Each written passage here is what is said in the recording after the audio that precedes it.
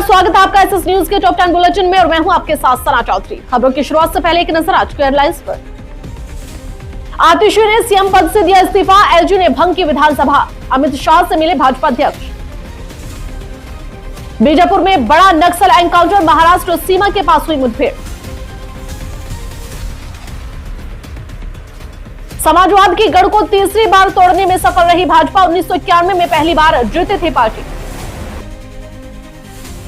घर में इंग्लैंड के खिलाफ लगातार 7वीं वनडे सीरीज जीतने उतरेगा भारत, रोहित कोहली पर रहेगी नजर।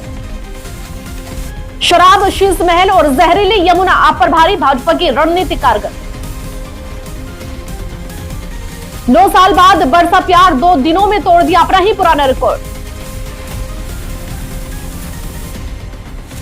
दिन में अलग और रात में अलग हुआ प्रदेश का मौसम, झांसी रहा सबसे गर्म। ट्रंप प्रशासन में अमेरिका से निर्वासित किए जाने का डर, पार्ट टाइम नौकरी छोड़ रहे भारतीय छात्र। जातियों को साधने में सफल रही भाजपा, सपा के सफल नहीं हुए प्रयोग। पहले से मजबूत हुई चीनी सेना, लेकिन अभी ताइवान पर हमले के लिए तैयार नहीं। और आइए अब युग चल के टॉप 10 बुलेटिन की तमाम बड़ी खबरों को विस्तार से जानते हैं। राजधानी दिल्ली में भाजपा का 26 साल का वनवास समाप्त हो चुका है। प्रचंड बहुमत के साथ भाजपा ने राजधानी में वापसी की है। बीते 10 सालों में दिल्ली की सत्ता पर काबिज आम आदमी पार्टी का किला अब ढहता नजर आ रहा है। भाजपा को इस चुनाव में 70 सीटों में से 48 सीटों पर जीत मिली है, जबकि बहुमत के लिए 36 सीटों की जरूरत थी। अब दिल्ली की नजर मुख्यमंत्री के चेहरे पर है। अधिकारियों के मुताबिक विधानसभा चुनाव में आम आदमी पार्टी की हार के एक दिन बाद दिल्ली के मुख्यमंत्री आतिशी ने उपराज्यपाल वीके सक्सेना को अपना इस्तीफा सौंप दिया है। वहीं त्रिस्तरीय पंचायत चुनाव से ठीक पहले बीजापुर के नेशनल पार्क इलाके में पुलिस व नक्सलों के बीच बड़ी मुठभेड़ हुई है। इस मुठभेड़ में 12 नक्सली ढेर हो गए हैं, जबकि 2 जवान भी बलिदान हो गए हैं। बस्तर पुलिस ने एनकाउंटर में 12 नक्सलियों के मारे जाने की पुष्टि की है। सर्च ऑपरेशन अभी लगातार जारी है। सूत्रों के मुताबिक बस्तर पुलिस ने कहा है कि बीजापुर जिले के नेशनल पार्क क्षेत्र के अंतर्गत जंगल में सुरक्षा बलों के साथ मुठभेड़ में 12 नक्सली मारे गए हैं। वहीं मिल्कीपुर सीट पर तीसरी बार भारतीय जनता पार्टी के सिर पर जीत का ताज सजा है। इसके पहले वर्ष 1991 और 2017 में पार्टी ने इस सीट को अपनी झोली में डाला था। अब 2025 में चंद्रभानु पासवान ने वामपंथी राजनीति और समाजवादियों का गढ़ मानी जाने वाली इस सीट पर भगवा परचम लहराने में कामयाबी हासिल की है। मिल्कीपुर उपचुनाव में मिली हार के बाद सपा सांसद ने चुनाव आयोग, प्रदेश सरकार व स्थानीय प्रशासन पर गंभीर आरोप लगाए हैं।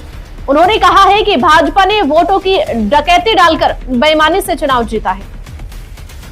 वहीं भारत और इंग्लैंड के बीच रविवार को कटक में होने वाले दूसरे एक दिवसीय अंतर्राष्ट्रीय क्रिकेट मैच में पिछले लंबे समय से रन बनाने के लिए जूझ रहे भारतीय कप्तान रोहित शर्मा की फॉर्म और स्टार बल्लेबाज विराट कोहली की फिटनेस पर सभी की निगाहें टिकी रहेंगी। भारत ने नागपुर में खेले गए पहले वनडे में 4 विकेट से जीत दर्ज करके 3 मैच की सीरीज में शुरुआती बढ़त हासिल की थी और उसका लक्ष्य अपना विजय अभियान जारी रखकर सीरीज जीतना होगा। टीम इंडिया ने अपने घर में इंग्लैंड के खिलाफ लगातार पिछली 6 द्विपक्षीय वनडे सीरीज जीती है। रोहित की टीम आज जीतकर लगातार 7वीं सीरीज पर कब्जा जमाने उतरेगी। वहीं राजधानी दिल्ली में भाजपा का 26 साल का वनवास समाप्त होता नजर आ रहा है। प्रचंड बहुमत के साथ भाजपा ने राजधानी दिल्ली में अपनी वापसी फिर से की है। बीते 10 साल में दिल्ली की सत्ता पर काबिज आम आदमी पार्टी का किला ढहता नजर आ रहा है। पूर्व मुख्यमंत्री अरविंद केजरीवाल सरकार में नंबर 2 पर रहे। उप मुख्यमंत्री मनीष सिसोदिया, पूर्व मंत्री सत्येंद्र जैन समेत कई मंत्री और पार्टी के दिग्गज नेताओं ने अपनी सीट गंवाई है। वहीं सीएम आतिशी हारते हारते जीती है। आखिरी राउंड में बनी बढ़त में वह भाजपा के रमेश बिधूड़ी से मामूली अंतर से जीती है। ग्रेटर कैलाश में चुनाव लड़ रहे कैबिनेट मंत्री सौरभ भारद्वाज भी हार चुके हैं। वहीं इन दिनों पुरानी फिल्मों को सिनेमा घरों में दोबारा रिलीज किए जाने का चलन जोरों पर है। कुछ फिल्में री रिलीज के दौरान अच्छा प्रदर्शन भी कर रही हैं। बीते वर्ष लैला मजनू को री रिलीज के दौरान खूब प्यार मिला था। अब इस साल सनम तेरी कसम पर दर्शक बुरी तरह से टूट पड़े हैं। मूल रूप से साल 2016 में रिलीज हुई इस फिल्म ने तब टोटल कमाई जितनी की थी उतनी ही री रिलीज के दौरान सिर्फ 2 दिनों में कर डाली है।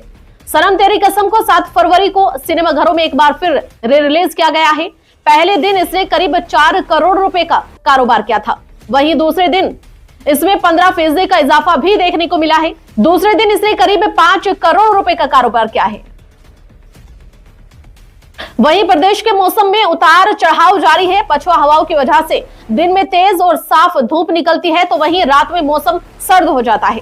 दिन में तेज धूप और रात में गलन से फिलहाल लखनऊ समेत प्रदेशवासियों को कोई राहत मिलती नजर नहीं आ रही है। पछुआ पवन के थमने से दिन में तेज धूप दिन बेदिन बढ़ती जा रही है, जबकि रात के तापमान में गिरावट जारी है। शनिवार को प्रदेश में अयोध्या सबसे सर्द तो वहीं झांसी सबसे गर्म जिला घोषित किया गया है। वहीं भारतीय छात्रों के लिए अमेरिका जाना और वहां पढ़ाई करना एक सपना रहा है, लेकिन इन दिनों ये सपना एक बुरे सपने में बदलता नजर आ रहा है। दरअसल डोनाल्ड ट्रंप ने अमेरिका की सत्ता संभालने के बाद अवर्जन की नीति पर कड़ा रुख अपना लिया है।